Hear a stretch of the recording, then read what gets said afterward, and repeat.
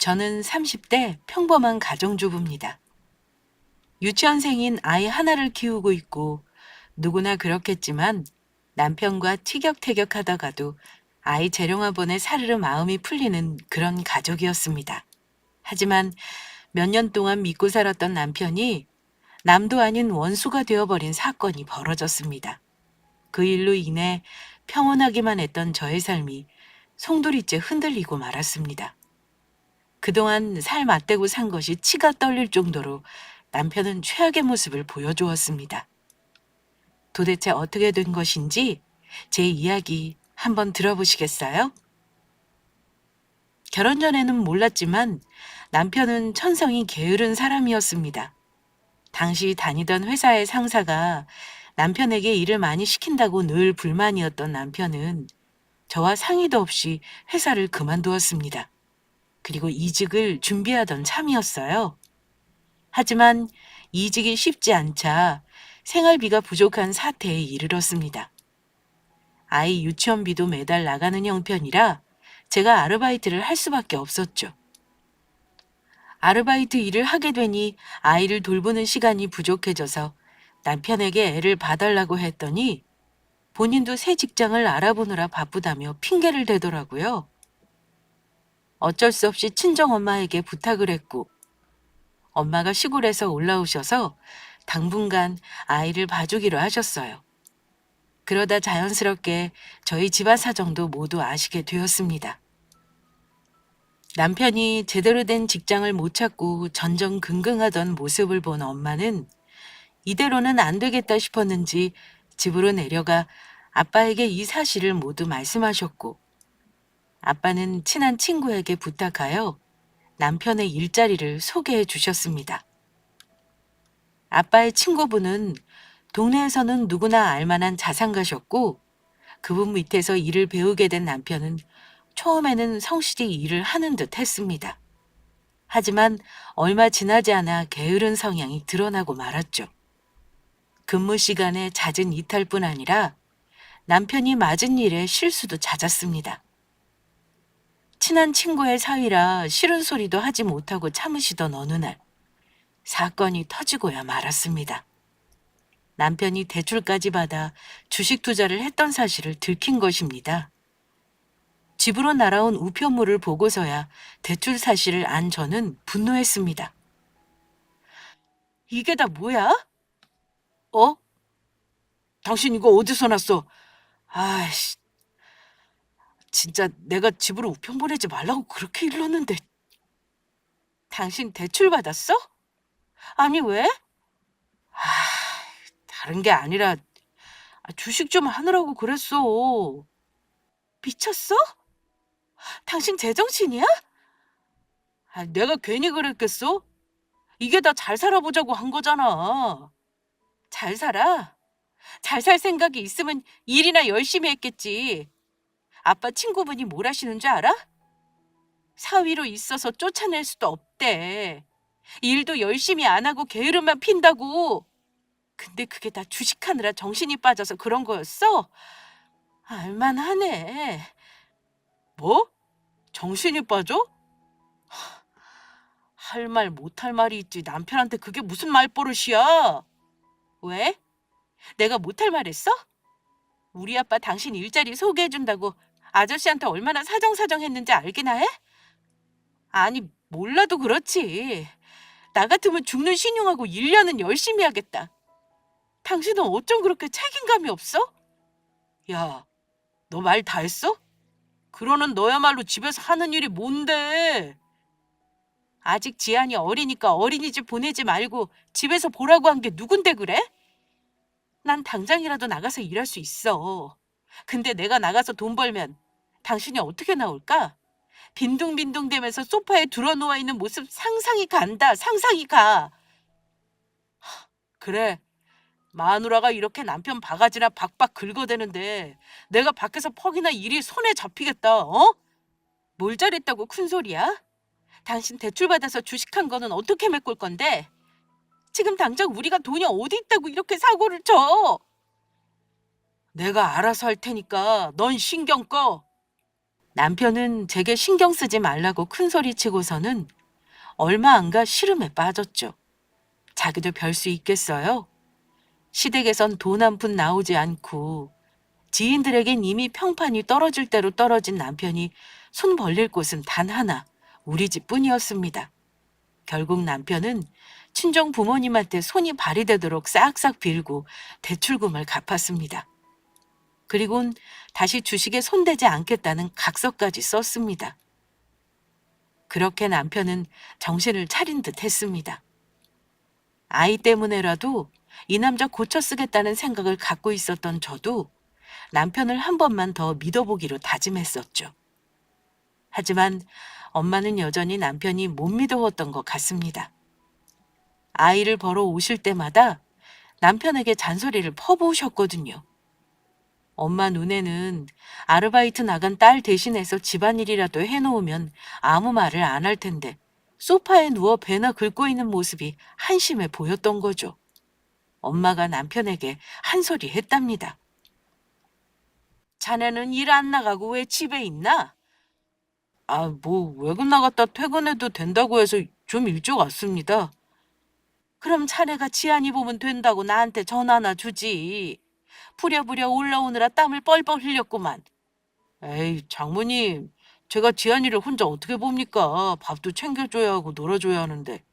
아시다시피 제가 요리는 젬병이고 지안이도 저랑 잘 안 놀아요. 맨날 엄마나 찾고. 애가 오죽하면 그러겠어? 아빠란 사람이 많이 안아주고 놀아줘야 애 정서적 발달에도 도움이 된다질 않나? 어떻게 장모님은 승이랑 똑같은 소리를 하세요? 유대감 그거 중요하죠. 근데 지안이가 저한테 잘 안 오는 걸 어떡합니까? 저 피곤해서 잠깐 눈 좀 붙일게요. 퇴근하고 나서 남편과 엄마가 둘이 나눈 대화를 들은 저는 기가 막히고 코가 막혔습니다. 장모님을 어려워하기는커녕 아랫사람 부리듯이 밤 내놓으라고 했다는 얘기를 듣고는 자는 남편을 한 대 때리고 싶었죠. 그동안은 좀 조용히 사는가 싶더니 돈 빌려주신 지 얼마나 됐다고 기고만정인 것이 꼴보기 싫었습니다. 엄마는 그래도 어쩌겠냐며 지안이 봐서라도 참고 살으라고 하셨죠. 대출금을 갚고 회사를 착실히 다니면서부터는 형편이 나아지기 시작했습니다. 저도 아르바이트를 하여 아이 유치원비에 보태게 되니 가족들 외식과 여행에 눈치 보지 않게 되었습니다. 그런데 그 때문일까요? 남편은 좀 살만해지자 시댁 식구들만 챙기기 시작했습니다. 어머님 생신 때는 화려한 이벤트를 내서 식구들을 다 홀려놓더니 정작 저희 엄마 칠순 때는 돈 봉투 하나 없더라고요. 물론 제가 챙겨드리긴 했지만 남편의 그런 행동에 저도 화가 났습니다. 원래도 친정 식구들에게 잘한 적은 없지만 대출금 사건 이후로는 얼굴이라도 자주 비추더니 이제는 친정엄마 잔소리가 듣기 싫다며 가끔 드리던 안부 전화도 끊더라고요. 제가 엄마한테 좀 잘하라고 하자 지난번에 지안이 봐주러 올라왔다 장모님이 무슨 소리를 들었는지 아시냐며 화를 내더군요. 저는 남편을 다시 한번 믿어보려 했지만 여전히 친정엄마는 남편이 못 믿어오셨던 것 같습니다. 앞으로 정신 똑바로 차리고 살라고 잔소리를 좀 하셨던 모양이에요. 근데 그게 듣기 싫어 남편은 짜증이 났던 거고요. 자기는 지금 온갖 노력을 다하면서 가정에 충실하고 있는데 왜 나를 못 믿고 자꾸 잔소리를 하냐시더라고요. 그래서 제가 당신이 주식하면서 나 몰래 돈 빌린 건 사실이지 않느냐. 엄마가 오죽하면 그러겠냐며 앞으로는 엄마가 무슨 말을 하든 그냥 내내 대답 잘하라고 했죠. 입을 삐죽이며 겨우 알았다고 대답하는 남편. 그렇게 시간이 흐른 어느 날이었습니다. 아이와 함께 밖에 외출해 있다가 들어가려는데 엄마한테서 전화가 왔어요. 대수롭지 않게 전화를 받았는데 소화기 너머에 엄마가 너무 흥분해 계셨습니다. 엄마는 저에게 당장 나오라고 카페로 불러내셨어요. 왜 집에 들어가지 않으시고 불러내실까 싶은 마음에 아이와 함께 집 근처의 카페에 갔는데 엄마는 저를 만나자마자 억울한 심정을 토로하셨습니다. 내가 문전박대를 당했다. 그게 무슨 소리야? 그동안 내가 이서방한테 좀 쌀쌀 맞았던 거 아닌가 싶어서 이서방 좋아하는 반찬 좀 해가지고 아까 너희 집에 갔거든? 근데 이서방이 문도 안 열어주고 나보고 그냥 가라고 했다. 뭐? 그게 정말이야? 설마 지한 아빠가 그랬겠어? 너 내 말 못 믿니? 정말이라니까? 이봐라. 가져간 반찬통 그대로 갖고 온 거. 내가 기도 안 차서 정말 아무리 마음이 안 좋다고 해도 그렇지. 어떻게 나한테 이럴 수가 있니? 이게 말이나 되는 일이냐? 이서방이 진짜 문도 안 열어줬다고? 그렇다니까. 서운하다 정말. 엄마 옆에는 보자기로 싼 반찬통이 보였습니다. 눈물까지 글썽거리며 억울한 감정을 퍼부으시는 걸 보니 속에서 불이 날 것 같았습니다. 대출금을 빌려줬는데 고마워하기는커녕 문을 열어주지 않다니요. 믿을 수가 없었지만 사실인 것 같았습니다. 저는 엄마를 달래서 집으로 보내드리고 집에 들어갔습니다. 남편은 태연하게 소파에 드러누워 TV를 보고 있더군요. 저는 화가 나 남편 앞으로 가 엄마가 준 반찬통을 내밀었습니다. 이게 뭐야? 뭐긴 뭐야. 엄마가 준 반찬들이지. 어떻게 엄마한테 문도 안 열어줄 수가 있어?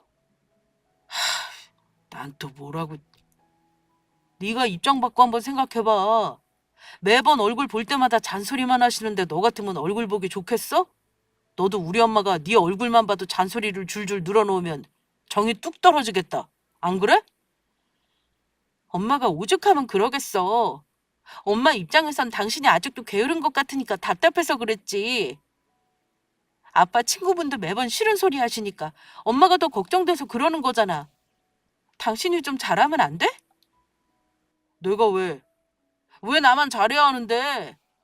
장모님이 나한테 잘해주실 생각은 왜 안 해? 옛말에 사위사랑은 장모라는 말도 있는데 우리 장모님은 뭘 하나 잘해주신 게 없어. 그래도 내가 불만 하나 없이 지금까지 잘 살았다고. 그렇다고 문을 안 열어드려? 반찬까지 바리바리 싸들고 먼 길 온 엄마한테 그게 할 짓이야? 그건 내 할 바 아니고. 당신 진짜 너무하다. 뭐가 너무해? 그러는 너야말로 이 시간까지 지한이 데리고 어디 있었어? 나 너 없어서 밥도 못 먹고 있었잖아. 지금 이 상황에 밥이 넘어가니? 안 넘어갈 건 또 뭐야? 더 먹고 살자고 죽어라 일하는구만. 말이 통하지 않았습니다. 저는 그냥 남편을 무시하고 아이 방에 들어가 누웠어요. 자고 있는 아이를 보고 있자니 마음이 편치 못했어요. 아이 때문에 저런 인간과 같이 계속 살아야 하나 자괴감도 들었고요. 결혼 전 연애 때 남편의 실체를 알았다면 얼마나 좋았을까요? 하지만 결혼 후에야 자신의 본 모습을 드러낸 남편을 미리 알 순 없었겠죠. 그렇게 저와 남편은 각방을 썼습니다. 당분간 서로에게 말도 붙이지 않은 채 시간이 흘러갔어요.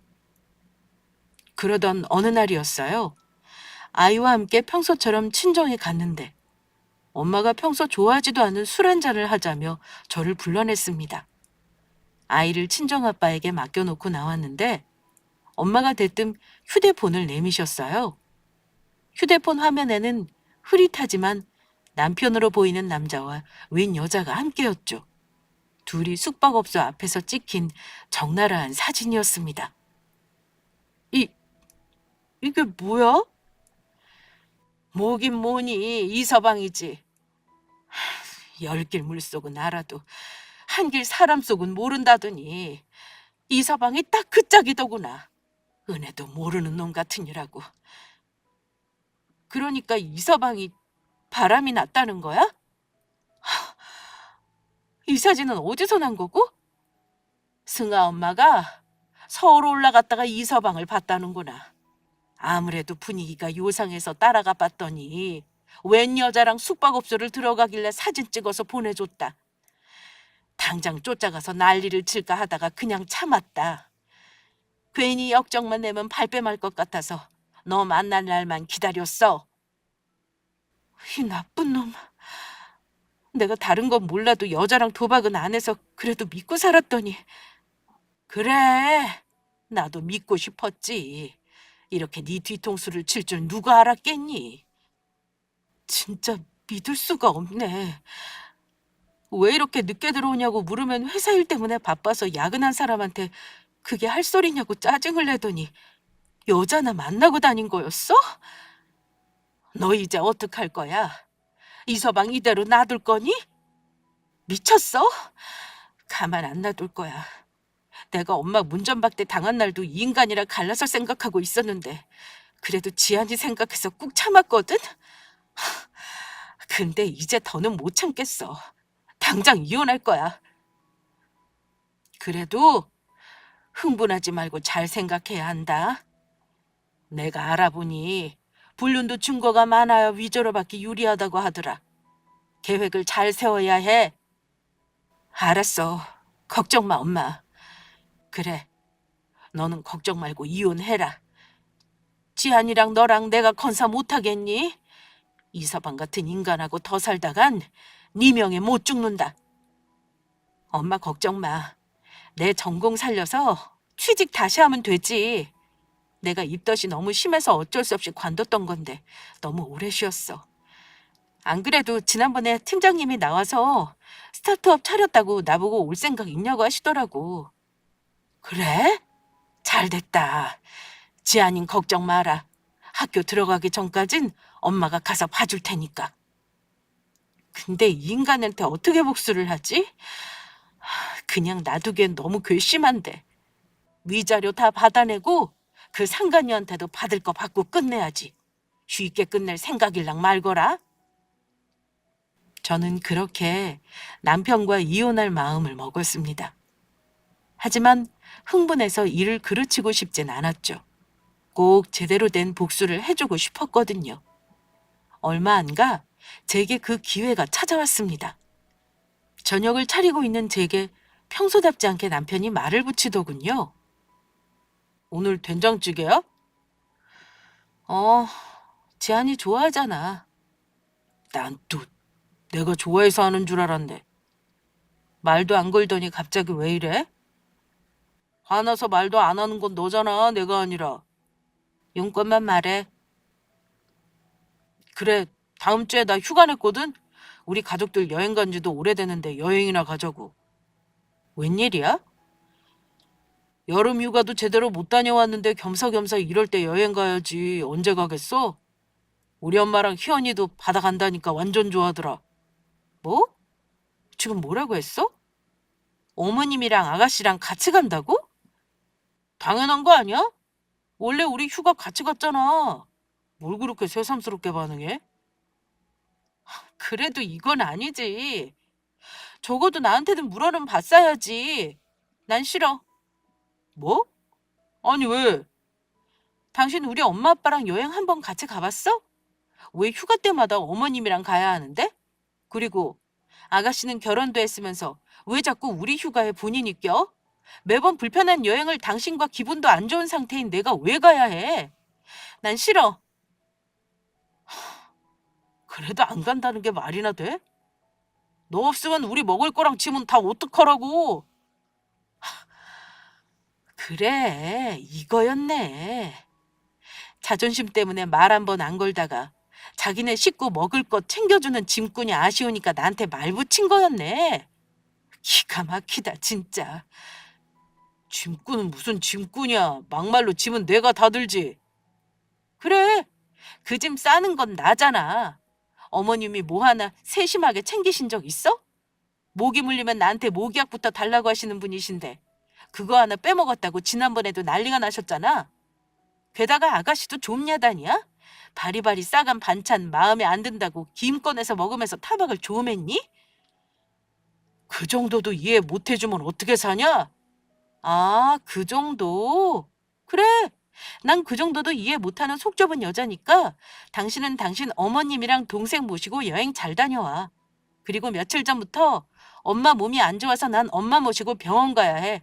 그렇게 팔팔하신 장모님이 웬일이시래? 말 함부로 하지 마. 엄마가 지금 당신 때문에 속이 말이 아니야. 밥 드시는 거 소화도 안 된다고 매일 약 드신다고. 양심이 있으면 엄마한테 사과나 해. 아, 그러니까 내가 도대체 왜? 속이 말이 아닌 건 오히려 나지. 장모님 그 욕을 내가 다 받았는데 아주 썩어 문드러졌다 나는. 그래? 썩어 문드러진 속을 해가지고 여행은 잘만 가네? 너 여행 안 갈 거면 그냥 가만히 있어.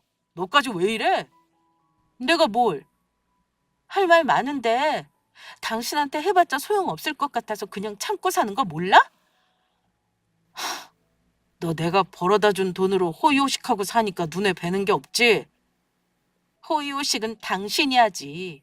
늘 내가 해주는 밥 먹어서 결혼하고 10kg나 쪘잖아? 됐어. 진짜 안 간다 이거지? 2번 말 안 해. 나중에 딴소리 하지 마.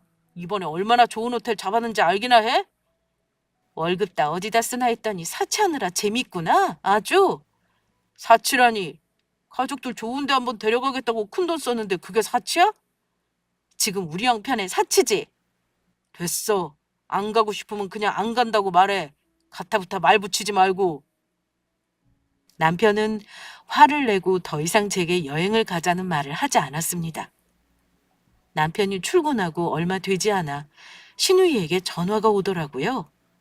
연락 한 번 없었던 신우의 갑작스런 전화는 대충 예상이 됐습니다. 입산 남편이 분명 떠들었겠죠. 아니나 다를까 전화를 받자마자 신우는 날선 목소리로 왜 같이 안 가냐고 따지고 들더라고요. 저는 친정엄마가 아파 병원에 검사를 받으러 가야 해서 갈 수 없다고 둘러댔습니다. 따지려고 전화를 걸었던 신우는 아무 말도 못하더라고요. 결혼한 신우가 매번 여행을 따라가는 건 하나부터 열까지 제가 다 챙기기 때문이거든요. 근데 이번에 제가 여행에 빠진다고 하니 본인이 챙길 거 생각하면 머리가 아팠겠죠. 그러니까 전화를 건 거였고요. 그래서 제가 그랬죠. 이번 여행 아가씨가 하나부터 열까지 챙겨야 할 텐데 감당 가능하겠냐고. 그동안 제가 했던 수고 아가씨도 한번 겪어보면 천사 같은 엄마가 악마로 보일 거라고. 신우는 빽 소리를 지르더라고요. 그런데 뭐 어쩌겠어요.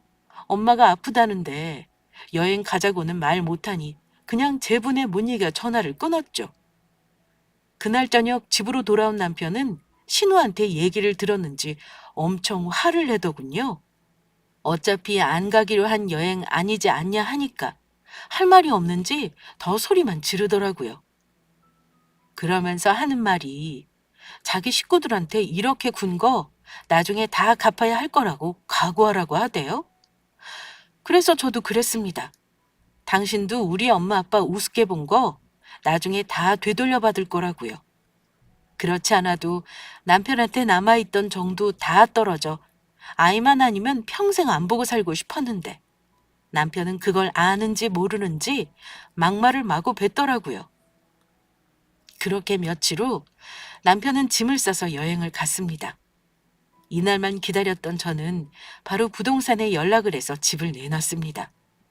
그리고 생각해둔 일을 하나하나 처리하기 시작했습니다. 주차장에 세워져 있던 남편 차로 가서 블랙박스도 확보했고요. 자기 차는 작다며 차를 렌트해 간 남편이 멍청해진 순간이었죠. 차 안에 있던 블랙박스에서 저는 여자와 희희낙락하는 남편의 음성을 모두 얻을 수 있었습니다. 녹음된 파일한 남편의 웃는 소리를 듣자 소름이 확 끼쳤습니다. 이런 남자와 뭐가 좋다고 얼굴 맞대고 몇 년을 동고동락했나 싶어 회의감이 치솟았어요. 선임한 변호사의 조언을 받아 증거자료를 모두 수집해서 넘긴 저는 변호사에게서 친권과 양육권은 물론이고 위자료도 톡톡히 받아낼 수 있을 거라는 답변을 받았습니다. 모든 일을 끝낸 저는 아이를 데리고 친정집으로 향했습니다. 그렇게 친정집으로 온 저는 맛있는 엄마 밥을 먹으며 배를 두드리고 있었어요. 이쯤 하면 전화가 올 법한데 하고 날짜를 세고 있을 무렵 귀신같이 남편에게서 올 것이 왔구나란 심정으로 그의 전화를 받았습니다. 남편 옆에는 어머님과 아가씨도 함께인 것 같더라고요. 집 도어락 고장났어? 도대체 왜 이렇게 안 열린다니? 그러게, 나 다리 아파 죽겠어. 아, 잠깐만 기다려봐. 여보, 듣고 있어? 아이씨, 이거 왜 안 되는 거야? 그래서 아무리 해도 못 열걸? 뭐? 그게 무슨 소리야? 언니, 집에 있죠? 빨리 문 좀 열어줘요. 오빠가 자기 집 비번도 까먹었나 봐. 그래, 배고파 죽겠다. 들어가서 밥 좀 먹게 얼른 열어봐라. 제 말 못 들으셨어요? 그 문 안 열린다고요. 도대체 그게 무슨 소리야? 그 집 팔았으니까요. 뭐, 뭐라고? 못 알아들어? 그 집 다른 사람한테 팔았다고. 더 이상 내 집 아니니까 문 안 열리는 거 아니겠어? 아니, 얘가 뭐라니? 무슨 헛소리를 하고 난리야? 언니, 장난칠 기분 아니니까 얼른 열어봐요. 우리 아무것도 못 먹고 와서 진짜 배고프다고요. 도대체 왜 이러는 거야? 나랑 싸웠다고 비번 바꿔버린 거야? 당신 미쳤어? 말귀를 못 알아들어? 그 집 4명이잖아. 결혼할 때 어머님이 돈 한 푼 보태줄 수 없다고 해서 그동안 열심히 모아둔 돈이랑 우리 부모님이 보태주셔서 겨우 마련한 아파트잖아. 이젠 기억력도 떨어져? 그래서 지금 네 멋대로 집을 팔았단 거야? 남편은 전화를 끊고 부랴부랴 친정으로 내려왔습니다. 어머님과 아가씨도 함께였죠. 남편은 저를 보자마자 화부터 내더라고요. 친정 부모님이 나서려는 걸 일단 제가 저지했어요. 당신 미쳤어? 어떻게 상의 한마디 없이 집을 팔 수가 있어? 상의를 왜 해? 어차피 4명인데. 아무리 그래도 그렇지. 그래, 너 이러는 거 아니다. 네 집이라고 해도 이렇게 멋대로 굴면 안 되는 거야. 어머니, 저 이 사람하고 이혼할 거예요. 뭐, 뭐라고? 너 지금 뭐라고 했니? 이혼이라고 했냐, 지금? 어, 언니 진짜 미쳤나 봐. 오빠랑 이혼하겠대. 좀 싸웠다고 이럴 일이야? 저 그냥 쉽게 내린 결정 아니에요. 이 사람 바람 피웠거든요. 뭐, 바람? 내가 그동안 다른 건 몰라도 자네 여자는 안 만났다 싶었는데 이게 다 뭔가. 은혜를 원수로 갚아도 유분수지. 내가 뭐 큰 거 바랬나? 그저 가정에 충실하고 일 열심히만 하면 좋겠다 싶었지. 그런데 이런 일을 저질러? 지 아내미가 잘못한 걸 테다. 그럴 리가 없어. 그래, 당신이 뭘 잘못한 거야? 도대체 내가 누구랑 바람 핀다는 거야? 장모님, 이렇게 생사람 잡으시면 안 됩니다. 생사람? 내가 괜한 소리를 하겠나? 원래도 저 안 좋아하셨잖아요. 그래서 이렇게 말도 안 되는 얘기를 하시는 거 아니세요? 막말로 증거 있으십니까? 증거 있냐고요? 저는 대답 대신 조용히 휴대폰을 그들 앞에 내밀었습니다. 남편과 내연녀의 사진을 보여드린 후 음성도 하나 들려드렸어요. 차 안에서 둘이 미래를 속삭이는 녹음이요. 대화의 중점은 자기는 이혼하고 싶은데 마누라가 안 시켜준다는 둥, 나는 마누라를 사랑한 게 아니라 집안에서 결혼하라 그래서 억지로 한 결혼이라는 둥, 바람피는 남자들의 전형적인 멘트더라고요. 음성을 들은 남편의 얼굴은 새하얗게 질리고 신우는 입을 틀어막고 어머님은 자리에 주저앉으셨습니다. 친정 부모님은 혀를 차셨고요. 이게 정말이냐? 아니야, 엄마. 이거 조작한 거야, 조작한 거. 아직도 개소리야? 너 이런 식으로 사람 몰아가지 마. 나 여자 없어. 집에만 늘 있었던 거 알잖아. 그래? 그래서 나 없을 때 집까지 여자를 불렀더라? 지한이 방에 CCTV 있는 것도 있고 말이야? 아주 대범하던데? 그, 그건 이제 아셨죠? 전 이런 인간과 한시도 같이 있을 수 없으니 당장 이 쓰레기 가지고 나가주세요. 아, 아니 그래도 이렇게 갑자기 이혼은 조금만 생각하면 안 되겠냐?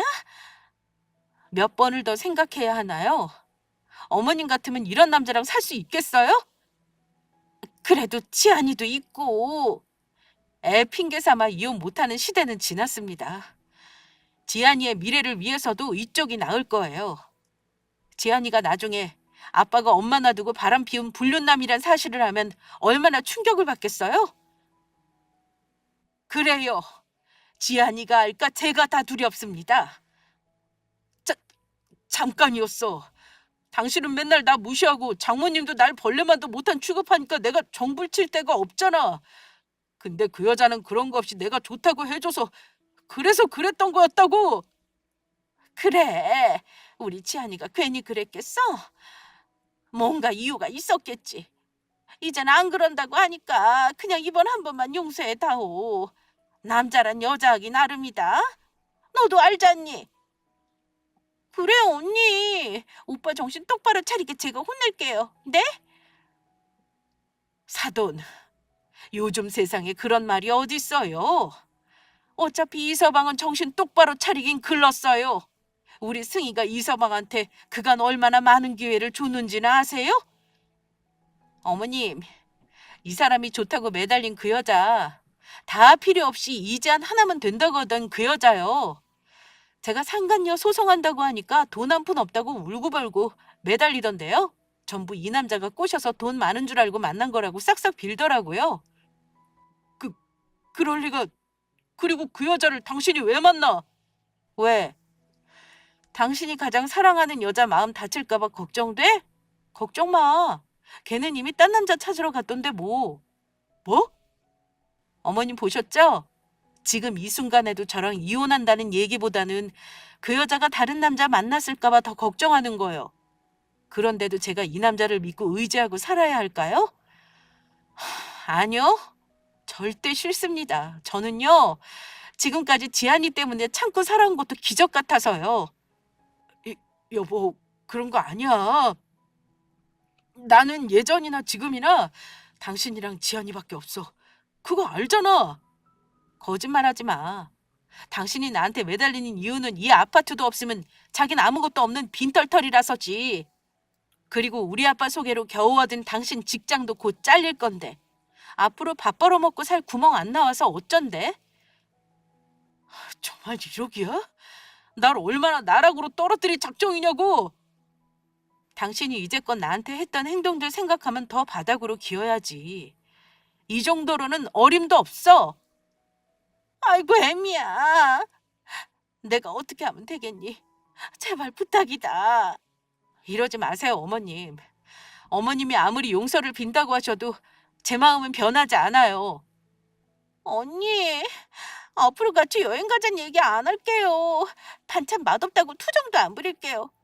아니, 애초에 반찬할 생각도 말아요. 제가 다 해갈게요. 언니는 이제 그냥 편하게 쉬기만 하면 돼요. 그러니까 제발 오빠랑 이혼만은 하지 마세요. 우리 오빠 언니 없으면 어디 가서 기도 못 펴고 살아요. 네? 세상에. 우리 승희가 이제껏 얼마나 참고 살았는지 이제야 알겠네. 시댁 식구들이랑 여행 갔다 올 때마다 힘들어하길래 왜 그런가 싶었더니 이유가 다 있었네. 저는 언니 부려먹은 거 별로 없어요, 사돈어른. 이게 다 엄마 때문이죠. 엄마가 유난히 언니한테 까칠해서는. 아니 내가 언제 그랬어? 사돈, 오해하지 마세요.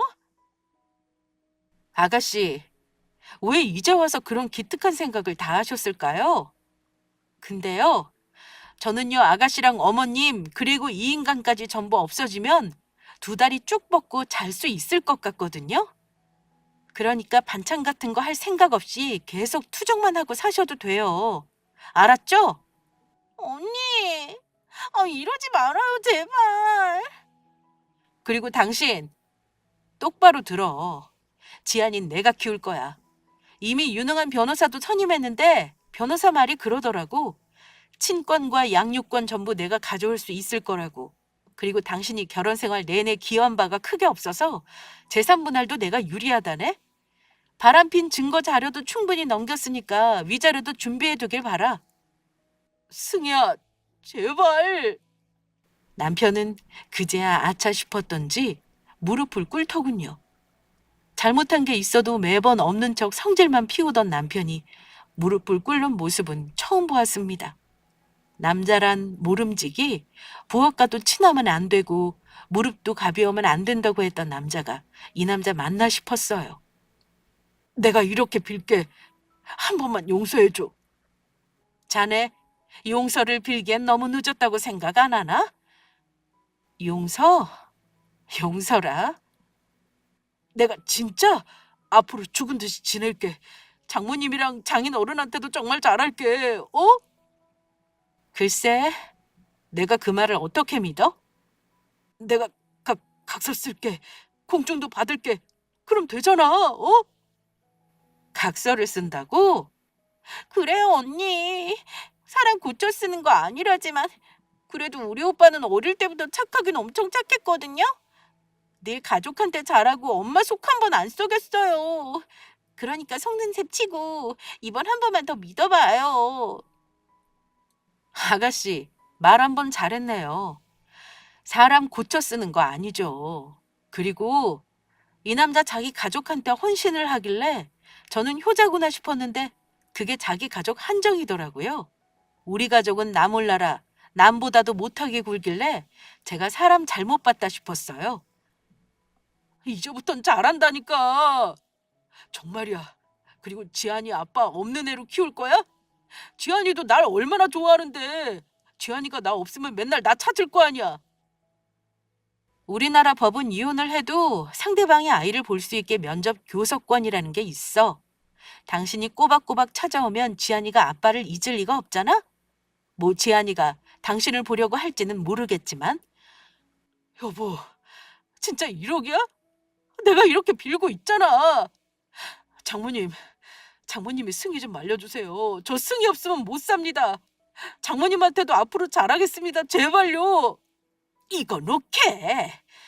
갑자기 왜 이렇게 태도가 바뀌었어? 자네 이런 모습 보니까 더더욱 안 되겠네. 사돈, 이러지 마시고 제발 생각을 다시 한 번만 해주세요. 아, 그리고 엄마가 빌려준 5천만 원도 당장 갚으래. 5천만 원? 이건 또 무슨 소리니? 이 인간이 주식한다고 5천이나 대출받아서 엄마가 갚아줬거든요. 이자까지 쳐서 갚기로 한 거니까 빠른 시일 내에 돌려줘. 이놈아, 너 미쳤니? 내가 다른 건 몰라도 주식은 하지 말랬지? 아빠, 엄마. 내가 괜히 그랬겠어? 잘 살아보려고 한 거지? 그렇다고 장모한테 손을 벌리면 되니? 아이고, 내가 못 살아. 그러고도 뭐가 잘났다고 네가 여자를 만나길. 엄마는 아무것도 모르면서 왜 그래? 나도 갑갑해서 그런 거라고. 뭘 잘했다고 말대답이야? 남의 집에서 소란스럽게 이러지들 마시고 가셔서 얘기 마저 하세요. 전 피곤해서 좀 쉬어야겠거든요. 그럼 집에 있던 내 짐은 거기 다 있잖아. 나 옷도 없는데 어떡하라고. 지금 짐이 중요해? 걱정하지 마. 당신 짐 이미 싹 다 이삿짐 센터에 실어서 어머님 댁으로 보내놨으니까. 너 미쳤어? 그래. 당신 같은 사람이랑 몇 년을 살았는데 안 미치고 백이겠어? 아이고, 내가 못 살아. 이제 어쩌려고 이래, 어쩌려고. 어머님은 그제서야 모든 일을 받아들이시고 주저앉아 울음을 터뜨리시더군요. 남편은 어머님과 신우에게 등짝을 맞으면서도 항변을 하더니 이내 제게 다시 빌기 시작했고요. 구차하게 잘못을 비는 모습을 보니 통쾌하더군요. 친정 부모님도 그런 남편을 보면서 그동안 서러웠던 기억을 날리시는 것 같았습니다. 하지만 아무리 빌어본들 소용이 있겠습니까? 결국 그날은 경찰을 부르고서야 소동이 끝났습니다. 어머님과 신우 그리고 남편까지 절대 나가지 않겠다고 버팅겼거든요. 그렇게 시댁 식구들이 돌아가고 나서 저는 바로 이혼 소송을 신청했습니다. 어머님과 남편은 그 뒤에도 여러 번 집으로 찾아와서 용서를 빌었습니다. 그때마다 저희 엄마는 남편이 엄마에게 그랬던 것처럼 문전박대했죠. 남편은 이제 자신이 얼마나 잘못했는지 조금이나마 깨달았을까요? 그렇게 여러 번 찾아오시던 어머님은 드디어 본인의 잘못을 깨달으셨는지 더는 연락을 하지 않으셨어요. 변호사의 말대로 이혼 소송은 저에게 유리한 방향으로 흘러갔습니다. 저는 남편과 살던 아파트를 처분하고 조금 더 작은 아파트로 이사를 했습니다. 그리고 스타트업을 시작했다는 팀장님과 연락해 회사를 다니게 됐죠. 한동안은 친정엄마가 올라오셔서 아이를 봐주기로 하셨고요. 한 달에 한 번 있던 면접 교섭권을 착실히 지키던 남편은 어느 순간은 연락을 뚝 끊어버리더라고요. 왜 그런가 싶었더니 돈 없다고 만나던 여자는 당연히 떠나고 제게 위자료 주고 얼마 안 되는 재산도 다시 주식으로 날려먹고 단칸방에서 어머님하고 둘이서 산다고 하더라고요. 아이 선물 하나 제대로 사줄 수 없는 형편에 단칸방에 아이를 부리기 창피했나 봐요. 저희 아빠의 친구도 남편이 스스로 일을 그만둬줘서 오히려 다행이라고 했습니다. 진작에 자르고 싶었는데 아빠 얼굴 봐서 참아왔는데 회사에 소문이 나니까 남편이 얼굴 들고 다니기 창피한지 먼저 그만두겠다고 했다더군요. 그렇게 저희 가정엔 행복이 찾아왔습니다. 집에서 살림만 하다가 회사를 다시 다니게 되니까 생활에 활력소도 생기고 참 좋더라고요. 저처럼 참고 사셨던 분들이 계신다면 여러분도 용기 내어 행복을 되찾으시길 바랍니다. 그럼 긴 사연 들어주신 분들 모두 감사합니다.